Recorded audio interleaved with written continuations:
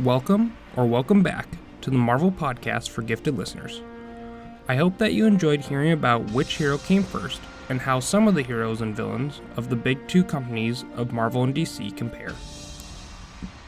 Now on this episode, we're going to be diving into the mystical realm of Marvel Comics.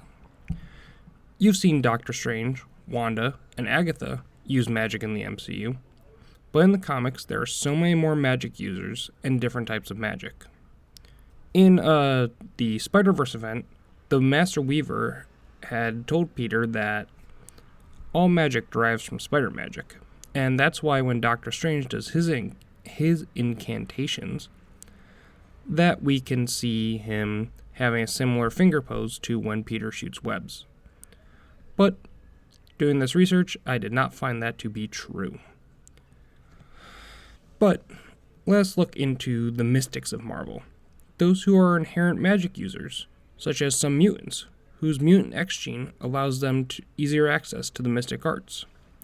Or we'll look at people like sorcerers, who have to study, and everyone in between.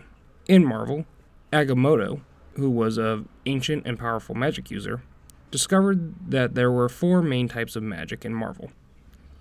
And then there are some that fall outside of those 4 main types.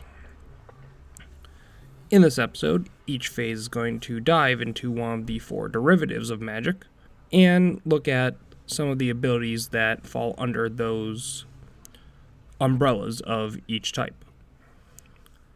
And then the 5th phase, we'll just look at the outliers. So, without further ado, now let's get into phase 1 and look at egocentric magic.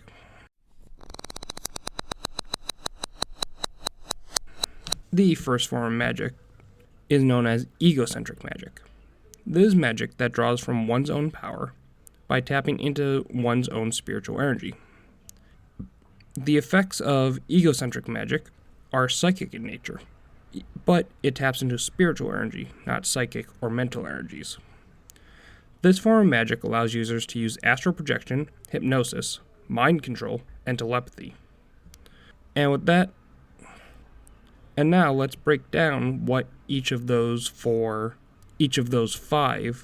forms of magic do and what they mean. So first let's look at astral projection. This is the ability to have an out-of-body experience and have your form or your being travel in the astral plane. We have seen astral projection in live action in a handful of movies. Firstly, we saw in Doctor Strange, when the Ancient One pushed Stephen's form out of his body. And then later in the movie, when Stephen used his astral projection to help Christine save the Ancient One. We saw it come back again in Avengers Endgame, when the Ancient One pushed Bruce out of his Hulk form. And the most recent movie we've seen it in is Spider-Man No Way Home, where Stephen pushes Peter out of his body. And interestingly, we got to see Peter's spider sense still work, even though his astral form was removed from his physical form. Most users of astral projection are either magic users, such as Doctor Strange or the Ancient One, or the Scarlet Witch, but some telepaths can also harness this ability, such as Professor Xavier, Jean Grey, Emma Frost, and the Shadow King. One mutant that does not fall into either of these categories, that is Trance. Her ability is to project herself in astral form, which is, again, usually something reserved for telepaths and magic users. But Trance is not a telepath. The next ability that falls under egocentric magic is hypnosis. Hypnosis is not as attached to magic as astral projection is, but it does derive from egocentric magic. And hypnosis can be replicated through pheromones and technology, as well as telepaths being able to harness this ability. So yes, it is a magic ability, but it's not one that you need to be a magic user to be able to harness. Next we have mind control, which is related to hypnosis, in which you can control one's actions. This is similar, where people will use hypnosis to achieve mind control, And again, it can be achieved by using technology and pheromones, and telepaths and magic users can harness this ability. The last big form of egocentric magic is telepathy. Much like other egocentric magics, this ability can also be used by telepaths to read minds. It is also how the other egocentric magics are derived from. Telepathy is the path to mind control, hypnosis, and astral projection. Telepathy, much like the other egocentric magic, is the ability to read minds, and is used by telepaths and other magic users. It is also how the other egocentric magics are derived from. Telepathy is the path to mind control, hypnosis, and astral projection. The first magical object imbued with magic by the sorcerer Agamotto, who I had mentioned in the intro was the one who kind of discovered these forms of magic, was the Amulet of Agamotto, and that is powered by egocentric magic. Now that we have covered egocentric magic, let's move on to phase 2 and look at ecocentric magic. Ecocentric magic allows the sorcerer to connect their own life force to the ambient mystical energies of the surrounding environment and manipulate them. On Earth, magic flows through ley lines, or langmei, which are dragon paths. Two intersections of the ley lines can cause magical energy to be greater. Some places that these intersections can happen are churches and temples. And if there is not a church or temple already set up, ecocentric users can make their own kind of temple where these paths intersect to increase their magical powers. One big place in the world that is teeming with magical energy is Stonehenge. Using ecocentric magic, magic users are able to conjure bolts of bedevilment, which are energy beams that either banish or disintegrate whoever is the target. Using ecocentric magic, users can also conjure force fields and illusions. This type of magic can also harness the power of the 4 basic elements: water, earth, fire, and air, as well as conjure small, unstable items. There are 3 other types of magic that fall under ecocentric magic. The first is catastrophe magic, which draws its power from syzygy, which is when the planets align. During these events, syzygy mages can tap into the power of the planets. Doctor Strange was actually able to repower himself after one of these events. This is categorized under ecocentric because it draws power from the environment. Druidic magic is another form of ecocentric magic that is used specifically by druids. Even though they are magic users, druids or druid priestesses do not like being called wizards or mages. The source of druidic magic is unknown. They do worship Celtic gods, but it has never been explicitly said that this is where they draw their power from. They do perform magic that involves the actual earth, and that is why it is listed under ecocentric magic. When it comes to druids, there was originally 3 colors of druids: black, red, and yellow. Black druids lived in Zar and practiced dark forces. Red druids, there wasn't much about them, but they can enter the Scarlet Tower. And yellow druids serve Yamath, the fire god.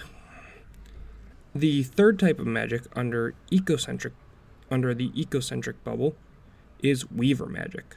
Mages that use weaver magic is very interesting because they don't draw their magic from the earth or from within themselves, but weaver mages tap into the ambient energies of other individuals.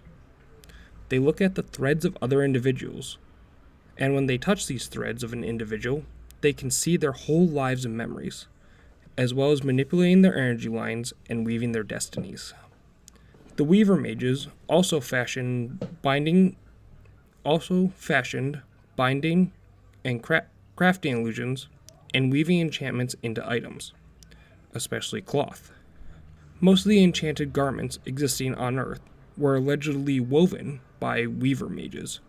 Examples include the Cape of Mercury, the Cloak of Levitation, which is Doctor Strange's cloak, the Shadow Cloaks, and the Pink Mink. The Orb of Agamotto is also powered by ecocentric magic. And now that we're about halfway, let's break for a quick ad. This episode is brought to you by Strange Academy. Have you found yourself with new magical abilities and don't know how to control them? Well, then enroll at Strange Academy. We will help you harness those powers and use them properly, even if your parents do rule over a dark dimension. All are welcome at Strange Academy. Apply now. Thank you to Strange Academy for the sponsor. And now, let's move on to Phase 3 with exocentric magic. Exocentric magic draws its power from the forces of other dimensions. They communicate and appeal for assistance to powerful beings that inhabit these other dimensions. These beings are known as mystic principalities, or just principalities.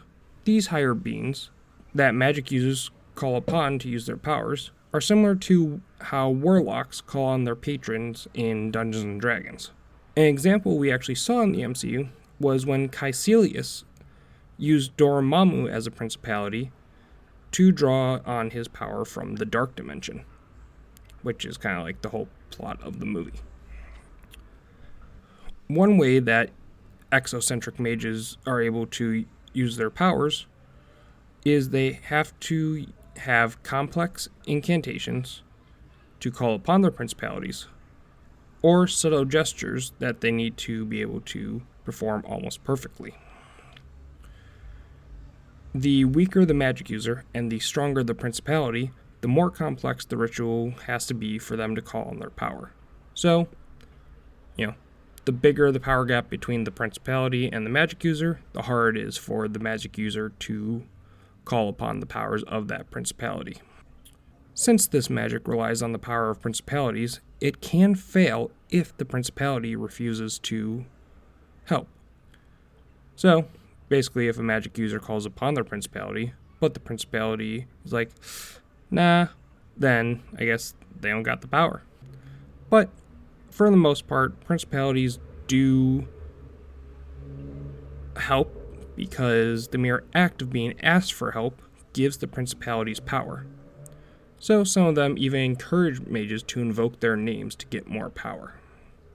The stronger the magic user, the stronger the principality's power grows from working with the magic user. Not all principalities are friendly though. Some are malevolent, and they may ask for your soul in exchange for their powers. And some principalities do make long-term deals with magic users that basically always give them access to the power, and so that they don't have to ask every time. And they would also not need to use pre-existing words or gestures. One way that exocentric magic users can increase the power that they draw from principalities is by casting spells in temples or places that are important to the principalities. And if they aren't near one of these places, they can construct one.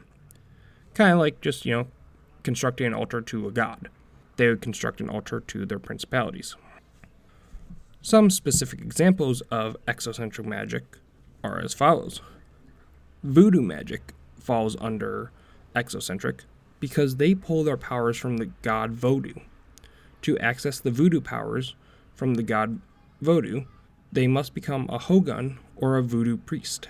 The Hogun can only be trained by another Hogun, and if they lose their powers, they become Gangans, which are Haugens without power.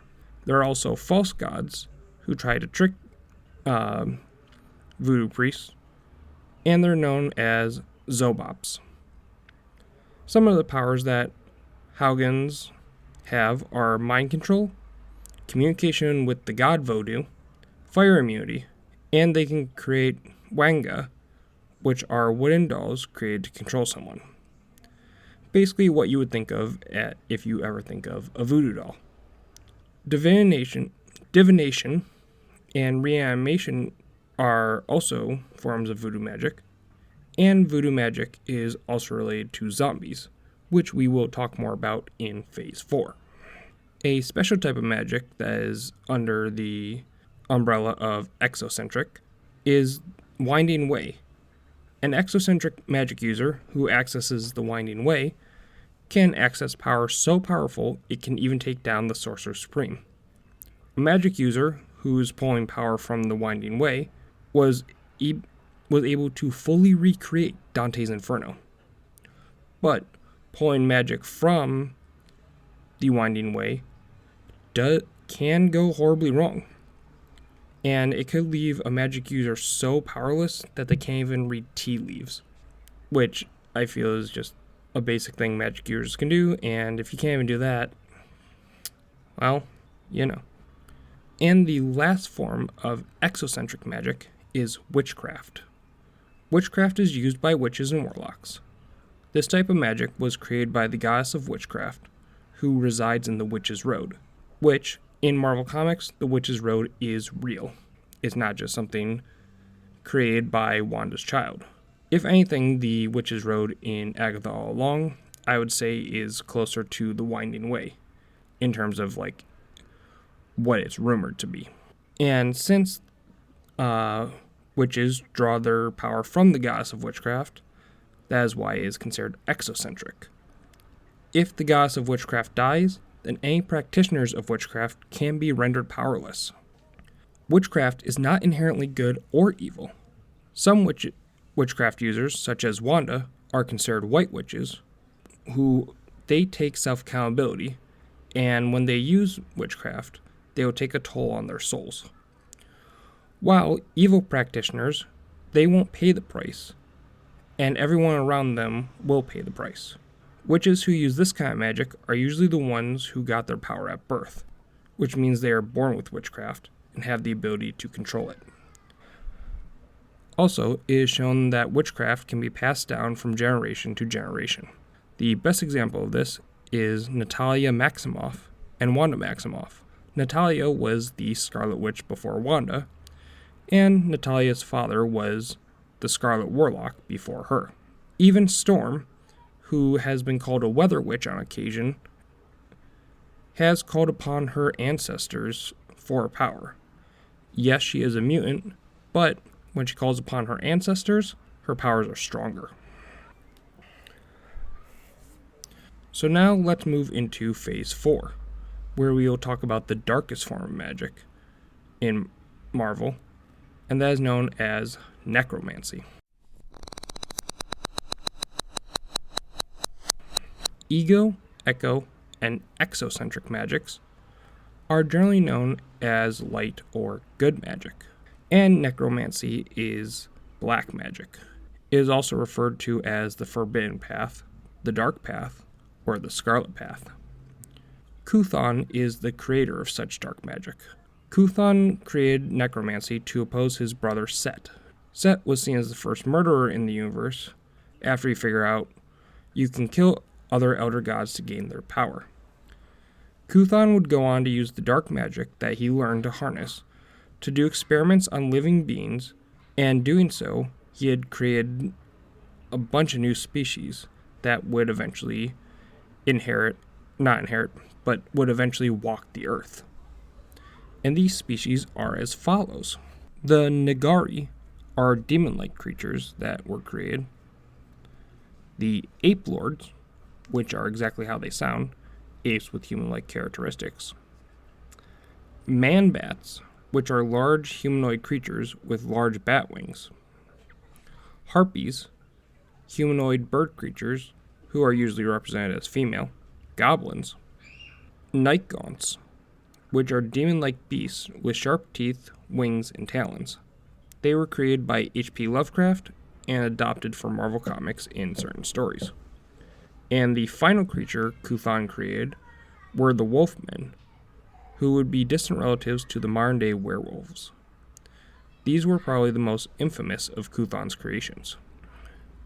Most of these races were the ones who ruled the Earth before humans had arrived.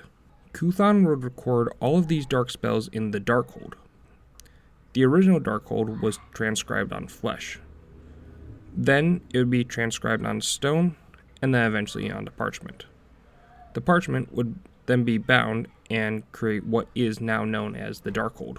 The Darkhold would also serve as the basis for books such as the Necronomicon, which would also hold dark spells. The Darkhold was left on Earth as a way for Kuthon to have a conduit to the Earth realm and continue his influence on Earth. Currently, in comics, the Darkhold is actually fused with the Scarlet Witch. Necromancy draws power from potent energy generated by the termination of life, for example, human sacrifice. It is able to provide quick and powerful effects, but due to its cost, necromancy is forbidden in most mystic communities, and is only used by some twisted mages greedy for power regardless of the cost. Some spells from the Darkhold were used to create some of the monsters of the world. 20,000 years ago, Varney, who was an Atlantean, would use the power of the Darkhold to make himself the world's first vampire, and he would become Lord of all vampires until he would pass his title on to Dracula, who would then become the new Lord of Vampires. In the 17th century, Sagbada, who was a god of voodoo, used a spell from the Darkhold to create the first zombie after he was asked to create an unbeatable servant. And zombies, there's so much more about them in Marvel that we will dedicate a future episode to just zombies in the Marvel Universe.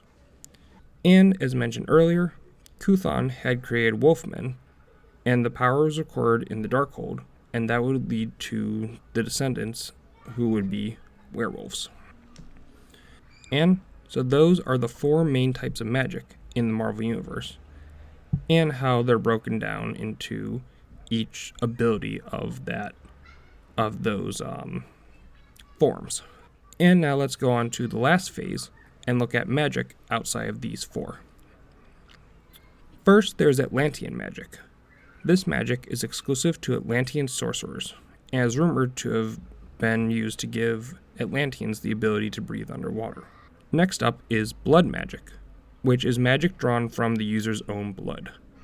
Nico Minoru, who is a member of the Runaways, and who we've recently seen in Your Friendly Neighborhood Spider-Man, can only summon her Staff of One if she is bleeding.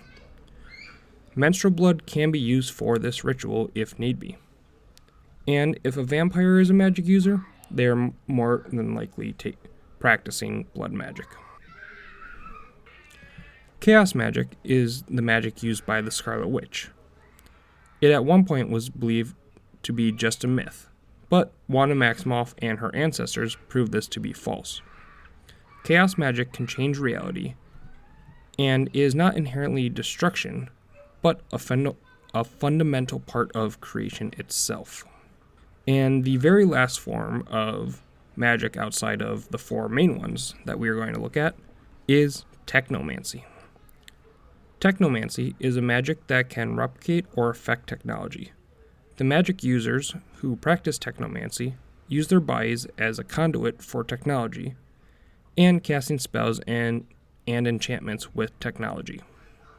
And with that, we've reached the end of this magical journey through the Marvel Universe, and how different magic users can harness the world around them, be it from within, from the earth, from another dimension, or from other beings, other living creatures. So, now let's look at the top 5 things we have learned today in this episode. Number 1, magic in the Marvel Universe comes from multiple sources, and of all of these, all of these sources were tracked by Agamotto as he searched for his mother. Number 2, egocentric magic draws from within one's own spirit and deals a lot with the mind. Number 3, ecocentric magic draws from the earth, and these mages can harness the power of the 4 basic elements. Number 4, exocentric magic draws power from other dimensions and can call on the power of principalities to use said power. And number 5, necromancy is the darkest form of magic, and the chaos god Kuthon, who brought it to the mortal plane, recorded his dark spells in the Darkhold, which would lead to the creation of zombies, werewolves, and vampires. In the next episode, we're going to look at comics that are under the Marvel umbrella, but are not your usual Marvel characters, such as the rock band Kiss or Doctor Who. Tune in next week to find out who else is technically a Marvel character. Thank you for listening, and I hope you are more informed about the magic of the Marvel Universe. This episode was written, recorded, and edited by myself, James Bazinski. Intro music, outro music, and phase intro effect were sourced from freesound.org. You can find us on Instagram at TMPFGL, TikTok at TMPFGL, YouTube at The Marvel Podcast for Gifted Listeners, and any feedback, questions, or suggestions can be emailed to tmpfgl@gmail.com. If you'd like to have more conversations about Marvel with some pretty cool individuals, we do now have a Discord channel, where you can find the link in the episode description. Please like, subscribe, and rate the show wherever you listen. Until next time, gifted listeners, thank you for listening, and Excelsior!